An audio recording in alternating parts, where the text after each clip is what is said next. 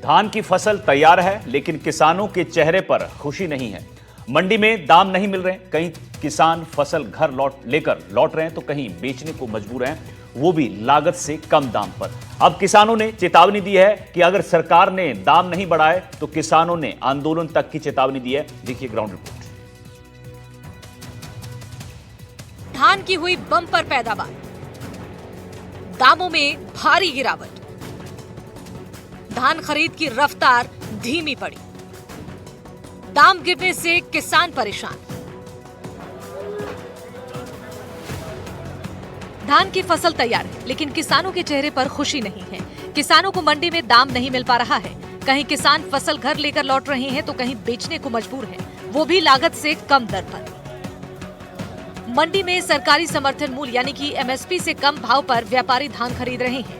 2000 से 2500 रुपए प्रति क्विंटल तक दाम मिल पा रहा है, जबकि किसानों का कहना है कि लागत और मेहनत के हिसाब से ये बहुत कम है। 2000 से 2500 रुपए धान का है, जिसमें लगाई हुआ है। ये इतना महंगा पड़ रहा है कि इससे कुछ नहीं हो पा रहा। बिन मौसम बारिश हो रही है, उससे सारी फसलें तबाह हो गई।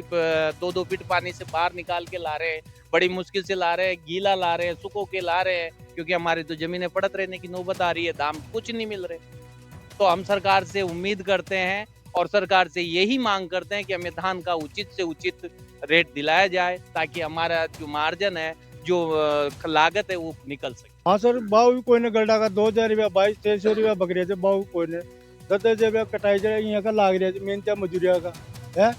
काय देवा काही नहीं खट रही मंद बताओ काय दे रहा जी 2000 रुपया 2200 रुपया सौदा हो रहा है हमारा। ये सौदा हो रही है बताओ। धान की क्वालिटी के हिसाब से व्यापारी रेट तय कर रहे हैं।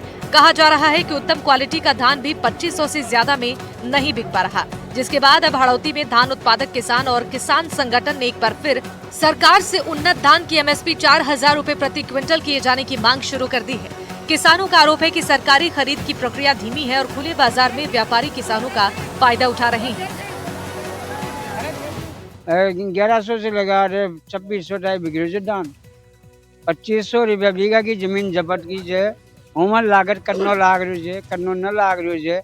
अब कोई कुछ मैं फायदो भी न सब मिल रहा न काहे बराबर हो रही है। धान बेचना है साहब, 2000 से 2500 रुपये बिक रहा है धान। हमारी लागत भी नहीं निकल रही धान में, बहुत ज्यादा नुकसान में जा रही। बरसात होगी तो बरसात का हम क्या करें, ऊपर वाला भगवान ने बरसात दी तो इसका हम क्या करें। ऊपर ही मर्जी से खरीद रहे हैं इनके पास। 2000 ले रहा है, 2200 ले रहा है, 2500 रुपये ले रहा है। बहुत ज्यादा नुकसान में जा रहे हैं हम लोग, लागत भी नहीं निकल रही हमारी। क्या करे, बेचना तो पड़ेगा ना किसान को, भाई जमीन भी उड़ाई करनी है।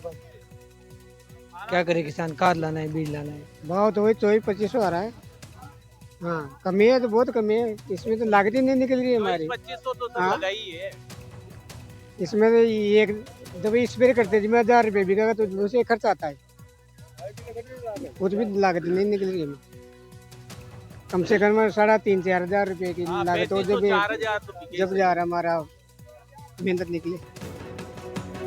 धान की फसल तैयार करने में किसानों को खाद, डीजल और मजदूरी सब कुछ महंगा पड़ा, लेकिन फसल बेचने के वक्त उन्हें घाटा झेलना पड़ा।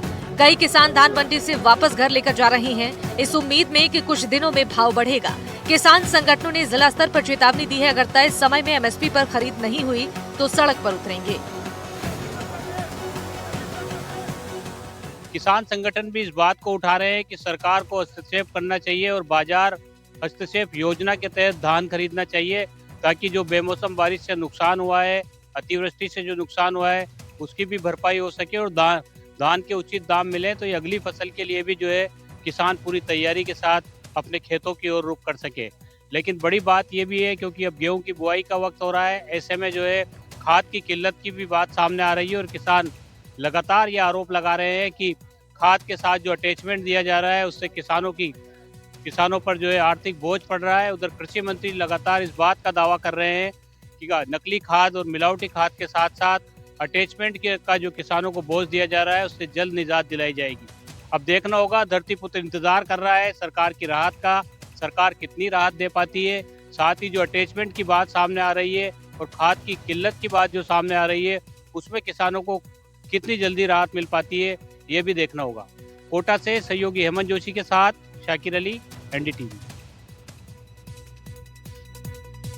तो एनडीटीवी ग्राउंड रिपोर्ट में मेरे साथ आज